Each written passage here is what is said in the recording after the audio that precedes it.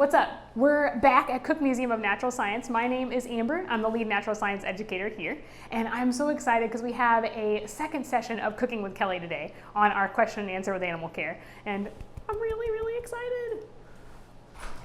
Hey, Amber. Hey, Kelly. Why don't you come on in? All right, come on you guys, let's go. Well, thanks for joining me back in animal care again for another Cooking with Kelly. Are you ready to get some more food prep today? I am so pumped right now. We're going to be getting our meat feed ready for our freshwater and our ocean tank. Okay, so what do we have? What does that mean? We got a big variety to choose from. We've got some glass minnows, we've got some krill, we've got some brine shrimp, some squid, some clam, some shrimp, and you can see I got a lot more to go in this box. So we got a lot to choose from. Wow, that is a lot. Oh my goodness. Awesome. Well, I'm really excited. And I know that in the ectotherm food prep video and in the ocean feed video with Kelly Geck, she mentioned that each dish that's prepared for the animals is so specific to the nutrients that they need. Is that the same that's going on with these animals here? Yeah, so like I said, this is going to be our meat feed. Our ocean tank actually also gets a pellet feed and sheets of nori, which is seaweed, in the morning. And that makes sure that our omnivores and our herbivores have that plant material that they need. And then in the afternoon, they'll get this meat feed so that our omnivores and our carnivores have their meat food that they need. What do we need to do to get started? So first, you've got a pair of gloves over there. Oh. We're gonna get our gloves on. Oh, okay, so we're gonna chop it into pieces like that? Yes, we are. We've got a nice block of squid. All right, so how can I help? All right, I'm gonna get you to chop this for me. Got it, all right, cool. So just chop it? So we're gonna divide that into two separate groups. Our horseshoe crabs get bigger chunks and our fish get smaller chunks if you just wanna go ahead and chop away. I will certainly give it a shot. Kelly, who's getting these squid? Our horseshoe crabs and our fish, if it's a little too frozen, we can wait for a little bit and maybe chop it later after it's thawed a little more. I think that might be a good idea. Here you go, Miss Kelly. Let's go ahead and get some food prepped for our freshwater fish. Awesome. So this is what we'll put our food in. The first thing that they get is Pacifica krill. Where do Pacifica krill come from? So this is a small shrimp-like invertebrate that comes from the Pacific Ocean.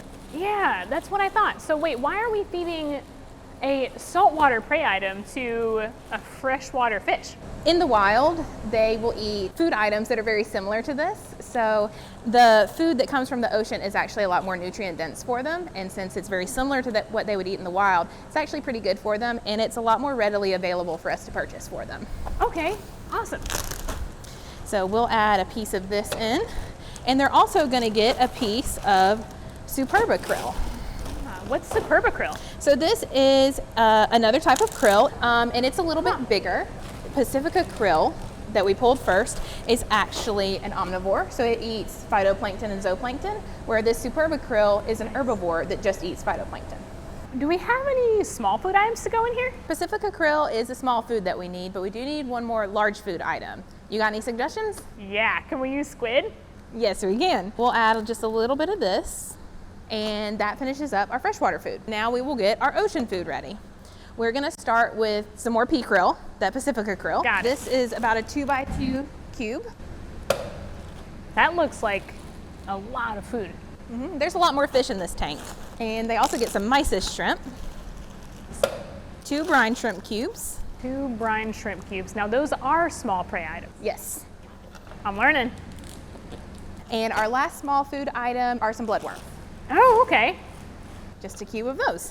Is that all for the small food? You said that was it, right? Do we add any large food in here? Yep, we need one more large food item. Okay. You want to make any suggestions?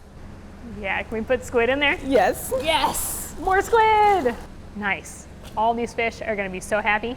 All right, so that is it for our ocean tank. This afternoon before we feed it out, we will add some vitamins to it, but we're gonna wait for a little bit to do that. So we are all done. Nice. Thank you so much, Kelly, for hanging out with us and doing another Cooking with Kelly show.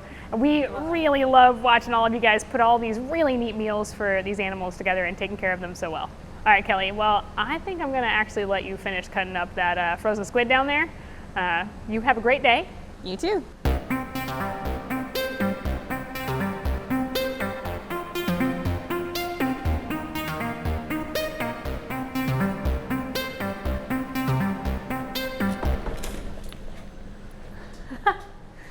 was really neat.